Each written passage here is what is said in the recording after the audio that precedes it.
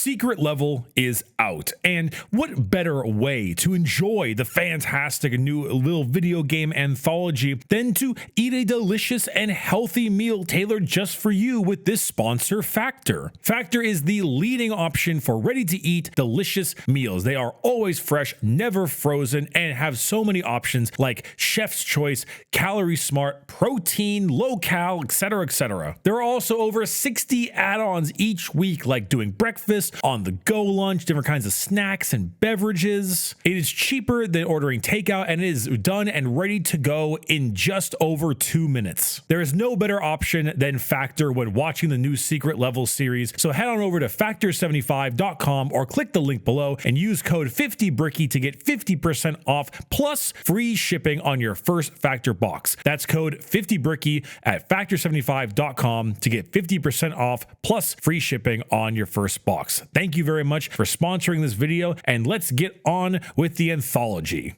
We truly live in interesting times. Video games are being adapted for film and TV, and for the first time in a long time, they are actually good. Secret Level is a brand new Amazon Prime series made by the same studio that did the Netflix series Love, Death, and Robots, and features different video game properties, all with their own sub 15-minute episodes. Properties include Armored Core, Concord, Crossfire, Dungeons & Dragons, Exodus, Honor of Kings, Mega Man, New World, Pac-Man, Sifu, Splunky, and the Outer Worlds Unreal Tournament, and of course, Warhammer 40k. The first half of the episode's already released Tuesday, December 10th, with the following half releasing December 17th. This was shown off at Gamescom, and I was extremely excited to hear about it. There is a bit of context that I think is important before hopping into all of this, and that's the Love, Death, and Robots series in itself. See, LDR is an animated anthology series that came out on Netflix and does a similar thing where each episode is a completely self-contained story lasting about 10 to 20 minutes each. The concept is something I admire immensely because each individual episode is done by a separate animation studio for the most part. Each studio itself basically gets a whirl at making their own self-contained story in the time constraints presented to them. And that's something I truly love. A chance for all of these studios to come out and show off their filmmaking and animation chops. The runtime also gives the series something hyper important, which is a lack of commitment. Since it's such a wide range of studios, there most likely will be a wide range of quality, but with them all being so short, even the bad ones you don't need to handle for very long, which is a good thing because despite my glowing praise, I consider Love, Death, and Robots to be relatively, as the kids say, mid. There are 3 seasons in total, and I categorize them into 3 camps. We've got Krungo as bad, okay as fine, and Crab Boat, which is very good. And this split is very much 25, 50, 25 in terms of percentages. There aren't a ton of great or terrible ones, but a lot of just generally mediocre ones. But that lack of commitment means that you can just keep rolling through them until you get to season 3, episode 2, Bad Traveling, then continue to roll on more until you find the next Crab Boat. So while I'm not like an overwhelmingly big fan of the show's quality, I am a fan of the opportunity it provides and the novelty in it. I may not give it glowing reviews, but I would still fund it if I could. Secret Level follows a somewhat similar scale to Love, Death, and Robots, the 25, 50, 25 scale. That said, out the gate, I feel as if the animation has improved. The studios in charge of it have a lot of repeats, so it could simply be more time or better animation work, but some of them look damn near photorealistic at times. So while it does have that going for them, we'll be referring to the scale of Krungo, OK, and Crab Boat when referring to our selections here. And we shall start by going directly in order with Dungeons & Dragons. Dungeons & Dragons is a great starter episode because I believe it provides the audience exactly what the entirety of Secret Level is interested in showing you, the beats of which go exactly like this. Amazing animation, a generally rushed and hasty yet simple plot, some cool character utilizing the thing you know, and an ending that isn't really an ending, but a small conclusion that is either an advertisement for the game or just all they could have done in the time given to them. For D&D, we have a young boy afflicted by some sort of sickness, that being evil dragon, giving him real bad migraines. pretty sick in general. We have our classic party, including wizards, monks, paladins of various races, and they are fighting to save the young boy from an attack. A dragon takes over the curse. It doesn't go so well for the dragon, and then another dragon takes it over, and you have a fun, heroic moment with the party, and then the episode ends. It is the perfect episode to explain what Secret Level is all about. It hits all those boxes. Good animation, rushed but relatively simple plot, people doing the cool stuff and a quick ending because we gotta wrap it up. It isn't terrible, but it sure as shit isn't Crab Boat. It's totally just okay. And it was the right call putting it in the beginning, but still, it is missing a few more bits of pizzazz, especially only at 12 minutes and 15 seconds long. There are some cool things, seeing monk abilities and wizards and the like, but for the most part, it pulls a few punches. And luckily, the next episode does not. Sifu is the one that is particularly painful for me. I have yet to play Sifu the game, but I have heard praises sung for it consistently. It is a very difficult yet quite dynamic fighting game with a few unique mechanics. It's brutally difficult, but it's a type of game where you try over and over again to nail it perfectly. Doing so will net you some of the most beautiful looking combat I have ever seen, and I urge you to check out a Sifu no-hit run at some point in the future. What it also has going for it is some beautiful animation. The story here isn't very deep, but all of the fight choreography is bloody and brutal as it should be. It clearly took a ton of time to get each shot correctly done and each kill added in the way it was supposed to be. Every single moment of the Sifu animation I loved. It was fantastic across the board, but the problem was that it was painfully, horribly, ridiculously short, coming in at only 6 minutes and 45 seconds of screen time. And that is not even close to the shortest episode of this series. That is insane to me. And you could really feel it. The ending does feel like it was cut content, and the last minute just like they gotta wrap it up. They gotta wrap it up as fast as they possibly could, which sucks because like this is Crab Boat levels of animation, but nowhere near enough substance to make it last. So I'm gonna have to force it to straddle the line between the two, just out of pure spite and annoyance. This studio absolutely can turn this into a full movie, and I'd be behind them 100%, but right now it is just too short. It is one bite of the tastiest cake you've ever seen. New World is a game that honestly I don't really know anything about. I'm pretty out of the traditional MMO sphere, and very little can bring me back into the classic days. I've wasted way too much time on WoW as a kid. New World is their attempt at a comedic episode, a genuine comedy, entirely focused around King Alstrom, played by Arnold Schwarzenegger himself. The thing about New World episode is that, like, it's not unfunny. Basically, he's on an island with his serf, and he wants to be the king, but he's a talentless hack, and he gets killed over and over again, but respawns on the island anyway. He never learns his lesson until the end, and treats his serf poorly and gets his ass kicked a lot. It's funny at times, but like never laugh out loud funny. It's a slight exhale through the nose funny. That's all it really gave me, a very light. The problem is that Arnold just isn't a very good voice actor. Like, does his voice fit this character? Oh, totally. Like this is the Arnold type character, but either his script or just his actual voice acting, it's not very good. He feels out of place compared to every other voice actor, which are giving it their all. And while he does fit his character, it just doesn't do it for me. So it turns into just a minor chuckle mixed with general boredom. It might be something far more enjoyable if you are a New World fan, but on its own merits by itself, it's not something I find very good at all. And I'd go as far to say it's pretty crungo, which is going to give you a massive amount of whiplash when we get to our next episode. Unreal Tournament is not a name I expected to see on a secret level list. Yet here we are, as an avid die-hard player of Unreal Tournament 2004 and Unreal Tournament 3, even I was puzzled as to what the hell they were gonna do with this whole episode. Like, yeah, I loved Unreal Tournament, but I don't really know how they would make an episode from it. I thought the same thing about Pac-Man, and we'll get to Pac-Man later, but for the Unreal Tournament episode, it's about the robot uprising of Zan, which can be explained in literally one Wikipedia article. There's a bunch of random little bits of lore passed, but in reality, it really boiled down to Zan worked on an asteroid, led a revolt, and was forced to fight in the tournament. That's it. And they made an absolute banger of an episode out of it. It is extremely good. It is also super helpful that it is a 15-minute and 15-second episode. And let me tell you, it did not have to go this hard. It has setup, decent payoff, great visuals, and when they were showing off the whole, hey, cool thing, you totally know stuff,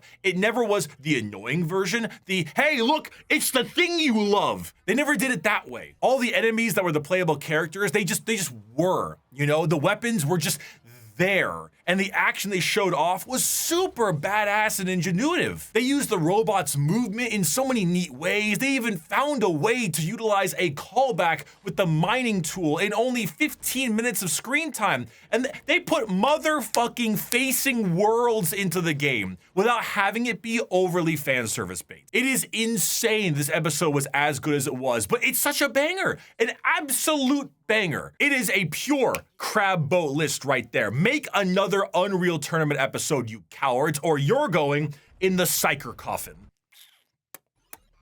Ah, yes. Warhammer.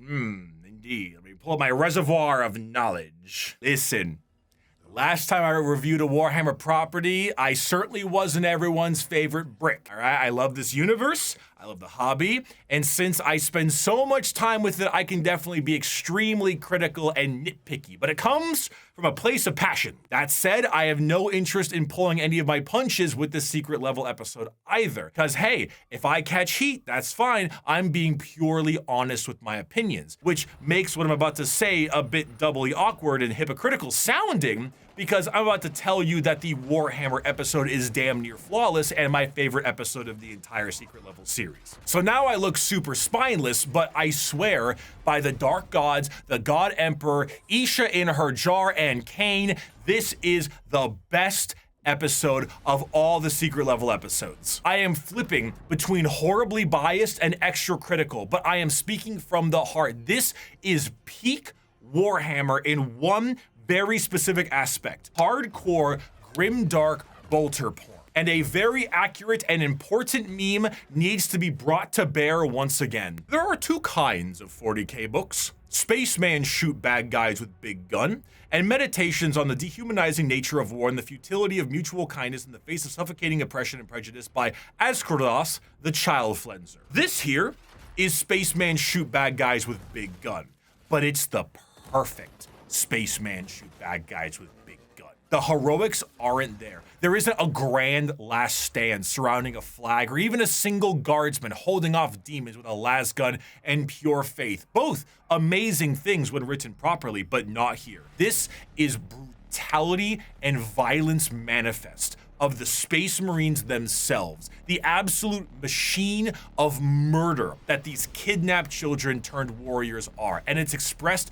with almost zero dialogue. There is no exposition, no attempt at a grand story. It is murder, plain and powerful, and I love it. Syama Peterson is on the credits, the creator of the Astartes series, and it shows. This is clearly the same style of the Astartes fan film and carries a lot of the same things, such as the similar movement weight and lack of general dialogue. It also might be one of the best representations of chaos I have seen put to screen. I don't think a single other media property released by Games Workshop has shown a real horror to this level. Zinchian horror too, something that is super underrepresented in the media for the most part. The visual of the demonic sorcerer, the way they open all of their eyes to peep the horror, the audio design, especially moving from sheer terrifying volume to dead silence, is such a good touch. It has all the components. In my Space Marine 2 review, I realized the game was big man shoot big gun,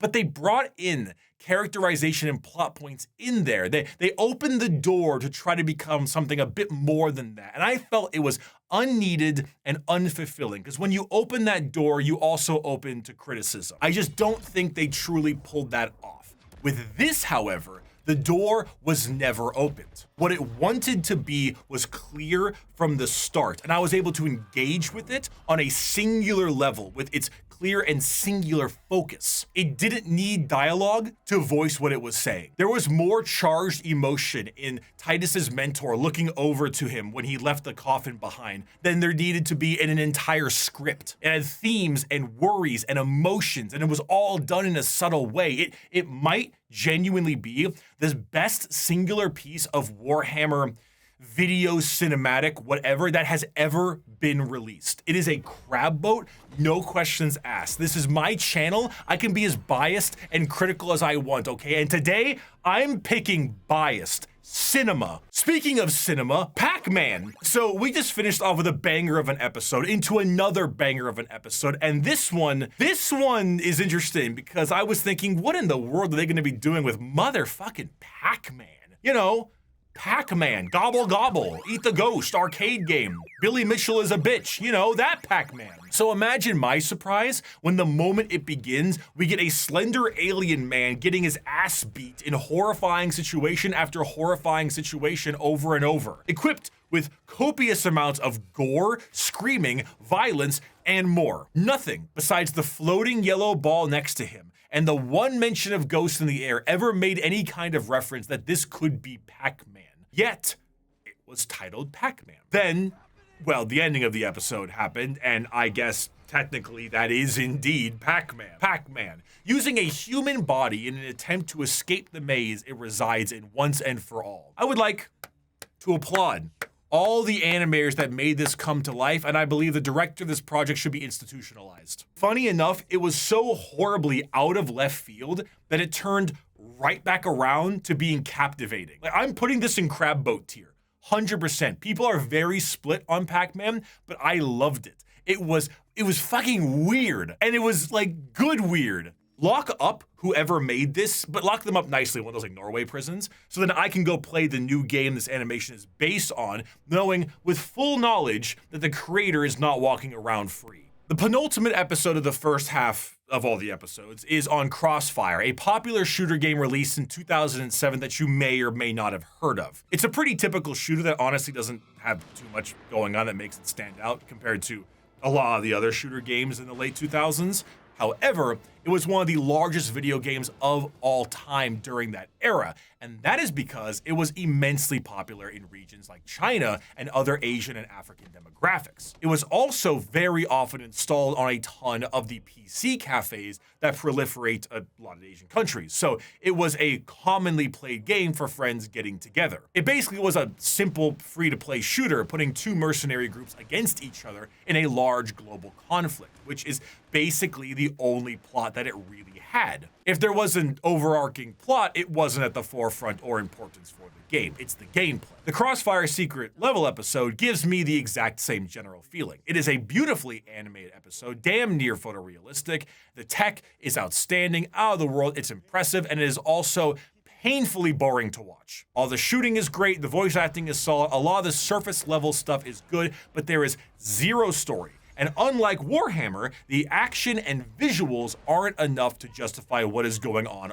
screen. Where Warhammer works and this fails, despite both being action-focused episodes, is that one of them is a display of brutality that fits the setting, while the other has a ton of characters with names and emotions, but none of it is in any service of anything. Nobody has setup, nobody has payoff, nobody really cares what's going on, and the action, while pretty, isn't choreographed in a way that makes it exciting. It's a pretty generic military combat with some window dressing, and I'm scraping the bottom of the barrel here. Sorry, Crossfire, but Krungo, you go. There's a voice in my head that calls me Stud Muffin, and the Stud Muffin is Keanu Reeves himself. So outside of Warhammer, Armored Core was the one I was looking forward to the most on this list, because Armored Core 6 is my game of the year in 2023. The world of Armored Core is something that isn't explored a ton, because almost 100% of it is through the lens of the AC you are piloting, and that was the best part of the episode for me. Keanu is an old gen, which means he's all messed up in the head and a bit of an asshole, but it also makes him extremely good at his job. You get to see a bar with a bunch of people, you get to see where he lives, which is shit.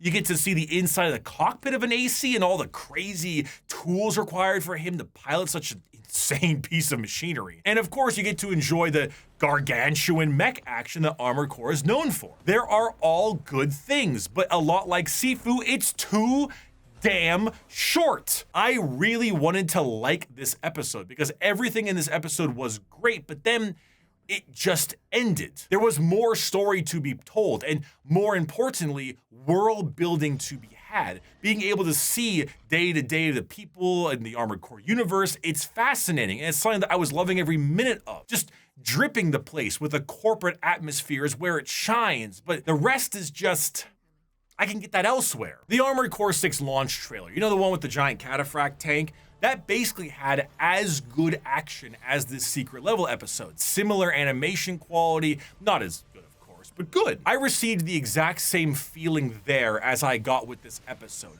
And the things I wanted more of was the universe and the world, and the rest of it was just kind of squished at the end of it. AC fans were eating so good with the 6th game. And God, do I wish we can get some DLC or story DLC or another title sometime soon. And I was hoping we would be just like blessed with a little bit more. But even at 11 minutes long, longer than most of the episodes, I feel like I was just edged and there wasn't like a drop of cum. It goes probably between crab boats and okay, striding the line. I feel like that's only fair. And I'm a little sad to say, I thought this would be a top level episode, but it wasn't quite enough. The Outer Worlds was the start of Wave 2 release of the secret level episodes, which on the whole are not quite as good as Wave 1, but still have some merit to them. The first episode was on the Outer Worlds, which is great timing considering that the Outer Worlds 2 was just revealed at the Game Awards. I played a few hours of the Outer Worlds 1, and I enjoyed it for the most part, but never ended up finishing the game.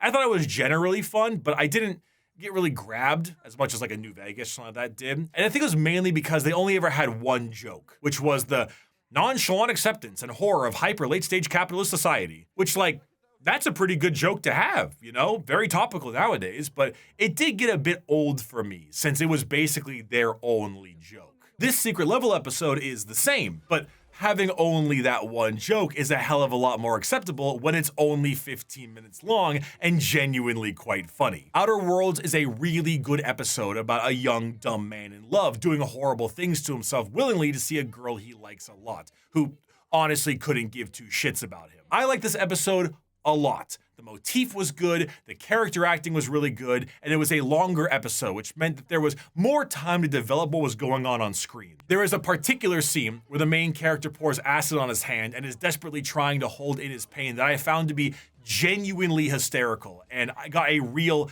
laugh out of me. I just like an exhale through the nose, a real laugh. I think this was probably one of the best ones of the bunch, and I would go as far as to put it all the way up in crab boat tier. I was considering straddling the line a little bit, but I think it is up there. I have precious few things to say about Mega Man. Mega Man is 4 minutes and 30 seconds long. It's not even 5 minutes long, goddammit. There is almost nothing that happens.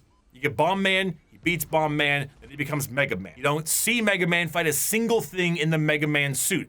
Nothing happens. There's a counterpoint to be made, of course, that being short doesn't make it bad, which is a 100% true statement, but it is a blatant so you hate waffles kind of statement because it has no bearing on the rating of the episodes. The big problem is that the runtime just isn't long enough for this style of story. Mega Man goes through the entire sequence of, I want to fight. No, you can't fight, that's bad. Oh my God, we're gonna die. Guy who wants to fight, fights and wins. Oh, I was wrong. You can go fight. Suit up and montage end. It does all of that in 4.5 minutes, and that just is not enough time. In Love, Death, and Robots, there was a super short animation, like a bunch of tiny little zombies attacking the world, and that is the kind of prompt that is perfect for this style of runtime because it's so small, simple, and cute. Almost all of the secret level episodes are trying to do something that 5 to 10 minutes cannot accomplish. And as you've seen, all of the best episodes are 15 minutes plus, which is between 50% more to triple the length of other episodes. See, I don't think Mega Man is like Krungo level, but the principle of it bugs me so much that I'm gonna have it straddle the line between OK and Krungo, because I'm just mad about it. Yo, why is she dressed like Eris Morn, summoning the Hive? New space game. So Exodus is apparently a brand new space game by a bunch of ex-BioWare devs, and the trailer for the game itself was released the day part 2 came out. Generally, the visuals of this episode are nice, you know? It's rather pretty, and the concept has to do a lot with FTL travel and what it does to time, meaning that the main character's daughter is aging very fast while he goes in search for her. It's a cool general concept. The issue with this whole episode is the exposition that is so forced, so astronomically pun in your face, and so prevalent that it made me groan every time it came on. I hate hand-holding exposition. I hate it so damn much. It might be my biggest pet peeve, and it is enhanced so much more when it's clearly not needed. You could have done away with the heavy-handed narrator exposition with a few facial animations and a couple small nods that would have been the end of it. But no. We needed someone talking in our ear for the whole episode, telling me things I could have garnered from context clues alone, which really sucks because everything else about this episode is pretty darn good, at least in terms of concept and visuals. But the voice is grating in the back of my head, and it makes me just think this whole thing is okay. It would have been a little bit higher than okay if maybe they crafted a bit more time without the narration and maybe put a little bit more effort on the space combat, which was really, really cool. But I'm holding out hope that the video game itself will hit a little bit different. I'm a huge Mass Effect stan, and I'm still working on the video for them, I promise. So let's just pray the game is a bit more interesting and engrossing than just okay. Spelunky. It's about 5 minutes long, and it's a bit better than Mega Man because it uses its runtime a whole lot better. It's humorous and surprisingly morbid little animation, and it's got a fun message on the whole roguelite genre itself. This is one of those like short ones that's a bit better utilized, but I do think it could have still been a minute and a half longer. They do the whole, here I go on the final run, cut to black type thing, and I do feel like I was a little bit blue ball because of it. I think this one just tickled me a little bit because it's such a cute art style, but the main character is dying a pretty horrible, traumatizing death over and over again, and that juxtaposition is really funny. But in general, I'm just gonna put it in okay due to all the factors that I've been repeating the entire time. Though I've never played Spelunky before, so I'm sure it'll do wonders for my mental health. I know most of you are here for the Warhammer one, or at least my fans. But if we had to pick a runner-up, I would assume it would be Concord is that pick, right? Because the hilarity of Concord is something that needs to be studied in a lab. And considering how long it takes for studios with this level of animation to make an episode, it was clearly months and months in development before the release and de-release of Concord. And I can't believe I'm saying this, but this episode was pretty good. It might be in the top 5 episodes of Secret Level. And trust me, I am as boggled as you are. It, for starters, is almost 15 minutes long. And even though it is a little Marvel quip heavy, the dialogue is actually very well written and the conversations are also written really well. Just the writing is very good. And it had some legitimately funny moments and clever uses of combat. The world is a little bit too like rainbow puke for me. Like the saturation was dialed up to 120%. But other than that, I am dead fucking serious. The Concord episode is kind of good.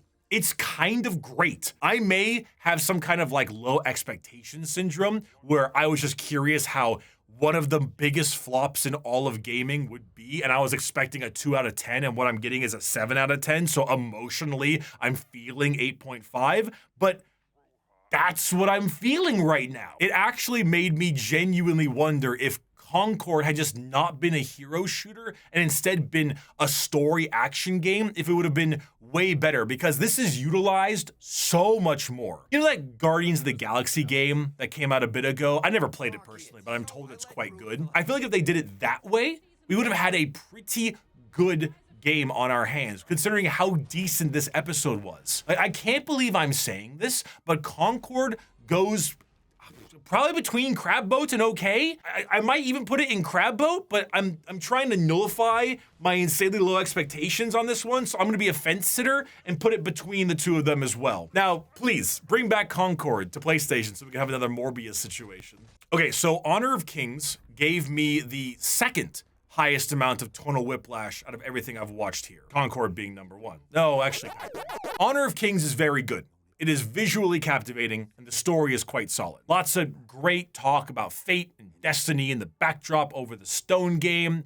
I don't know what it's called. I'm uncultured. It's cool stuff overall. It's neat. Genuinely, I like this one quite a lot. It's not quite Crab Boat for me. I'll probably straddle the line as well, but I liked it a lot. So I was initially thinking, what even is Honor of Kings? You know? I've never heard of this game before in my life. So I looked it up, and this is the first image I saw. Apparently, this is the largest mobile MOBA game in the entire world, and it is insanely popular in a ton of the Eastern countries. And it is a complete mobile ripoff of League of Legends. This is like the reverse flashbang of the Pac-Man episode, where I was terrified of what I saw on screen, knowing it was Pac-Man. And here, I loved every bit of it, and then saw the game and realized it's a mobile MOBA ripoff, but an extremely popular one at that too. I guess there's a new game coming out for Honor of Kings that's partially the reason for this entire animation, but like if this animation was trying to get me to play Honor of Kings, they failed. Just like how Arcane failed to make me relapse into Summoner's Rift, but doesn't mean that this animation wasn't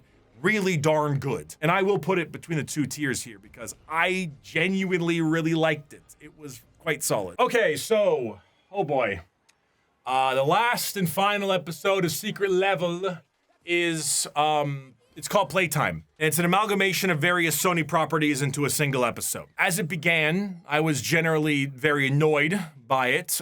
They were doing a little social commentary on microtransactions and the gig economy, you know, DoorDash, Uber, breaking your back for the tiniest of mediocre rewards. While the main character was grading on the years, the rest of the stuff, the microtransaction stuff, was a little fun, you know, to point it out. And that's about where all my compliments end, because this episode was ass. They could not have picked a more terrible episode to end this series on, and it's genuinely embarrassing. Though I gotta be honest, when you do watch it, there's the final episode of Secret Level. It's called Playtime.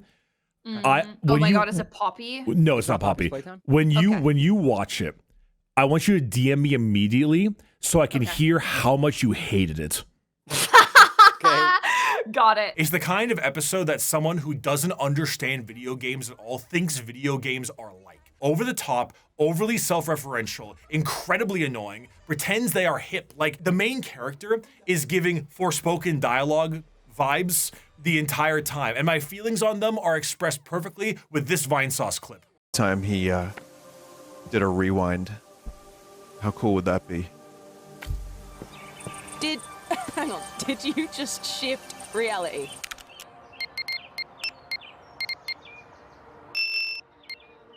I feel insanely gaslit, too, because it's a bunch of Sony properties that are just mashed into it. But I remember seeing Kratos on the trailer for Secret Level originally, and his entire scene is located in the clip you are currently seeing in the background. That is the entire scene. He doesn't even speak. It's like Ready Player One if Ready Player One was even more cringe-inducing than it already was. And it only has a single, somewhat funny part. And that's the Helldivers yelling about democracy once or twice. And that was it. They don't even fire their gun. I despise this episode with a burning passion. And my distaste for it only increases when we talk about how tone deaf it is. Like, are you kidding me? You're deciding to have a whole bit of social commentary on poor rewards and microtransactions while having Helldivers in the same video? Sony, microtransactions. I'm sorry, don't you own Destiny? Didn't you just shut down Concord,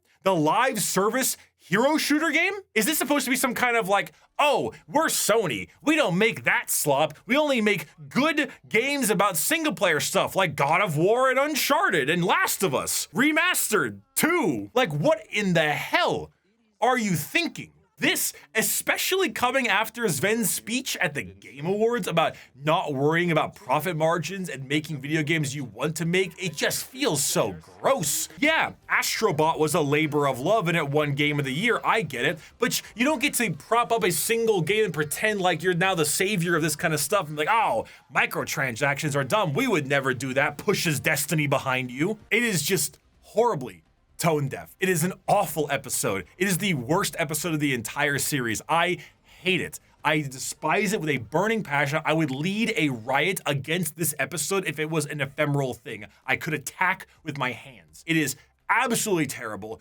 Do not watch this episode if you can help yourself. Into the depths of Krungo you go. Well, while we unfortunately have to end this on a bad note, I can say that looking at this list, Secret Level was still a very good success. I almost feel like it trended a little bit higher than Love, Death, and Robots in general, as there were a few more in the middle ground between okay and great. There are definitely some stinkers, but that's to be expected. Apparently, we are already greenlit for a season 2, and I fully believe that was the right call. My simple feedback would be fewer, shorter episodes. Try to keep everything above 10 minutes minimum. And if you are gonna do a short episode, give it a more uniform point. Don't try to condense a 15-minute episode into 5. Go with the concept more, be a little bit different. The funny zombie episode on Netflix, that one. That really is all the major feedback I have that isn't the obvious, like, better script, better voice acting, the shit you already know about and you don't need me to state. Overall, I'm really happy with this in general, and I have already watched the Warhammer one like 5 times, including a massive surround sound system, which, oh my god, I can feel the Zeech clawing away at my very soul. It's beautiful. Genuinely, Secret Level is a great watch. It's a really cool way to mess with video game IPs. I think it'll get more people into it. I am very happy with it in general. It's not all bangers, but there are definitely some. As long as we can keep that shit up, I am A-okay with it. I'm very, very happy with what we got here. So thank you all very much for watching this quick Secret Level. Merry Christmas and holidays and all the stuff that you're doing. I'll see you one more time before the year is out, and then I'm going to be making some changes. I got some new ideas coming out in the next year that I'm really, really excited. If you want to get some merch, check it out down in the description. It's brickymerch.com. Here's the stuff you can see on screen. It's very exciting. Yippee, thumbs up. You can get a cool signed desk mat from me. I'm going to go sign stuff for you. I'm actually going to do it. So, woo, that's about it for me. I'll see you later. Bye.